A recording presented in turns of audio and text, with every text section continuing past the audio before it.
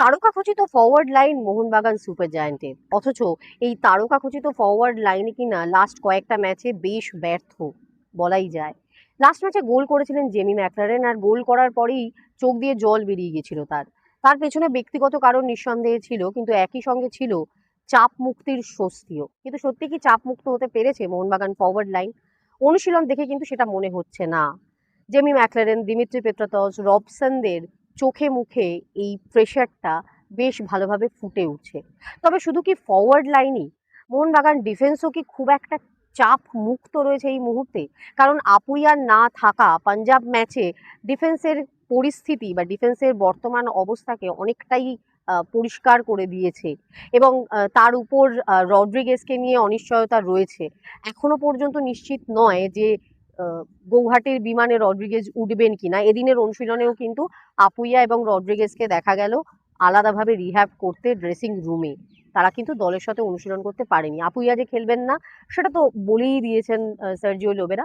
রড্রিগেজকে নিয়ে এখনো ধোঁয়াশা রয়েছে, বাট মনে হচ্ছে না, যদি যানও দলের সাথে, প্রথম একাদশে থাকার সম্ভাবনা বেশ কম, অন্তত আজকের নিরিখে এটুকু বলা যায়, যদিও এখনো আরো একটা প্র্যাকটিস সেশন থাকবে মোহনবাগানের কাছে। কিন্তু সব মিলিয়ে দুটো দিক থেকেই মোহনবাগান ফুটবলাররা বেশ চাপে, প্রকাশ্যে স্বীকার না করলেও সেই চাপ অনুশীলনে এলে বোঝা যাচ্ছে। জেনারেলি গত 2 বছর ধরে যে খোলামেলা পরিবেশ মোহনবাগান অনুশীলনে দেখা যেত, এই মুহূর্তে সেটা কিন্তু মোহনবাগান অনুশীলনে দেখা যাচ্ছে না। আগামীকাল বিকেলবেলা টিম রওনা হবে গৌহাটির উদ্দেশ্যে, এবং সেখানে যেটুকু সময় পাওয়া যায় সেইটুকু সময়ই তাদেরকে মানিয়ে নিতে হবে এবং ম্যাচে নামতে হবে নর্থ ইস্টের বিরুদ্ধে। ডেফিনেটলি এটাও একটা চাপ, আর সব থেকে বড় চাপ, এখন আর পয়েন্ট নষ্ট করার কোনো অবকাশ মোহনবাগানের কাছে নেই। সেই ভাবনা নিয়েই কিন্তু তারা খেলতে যাচ্ছে গৌহাটি।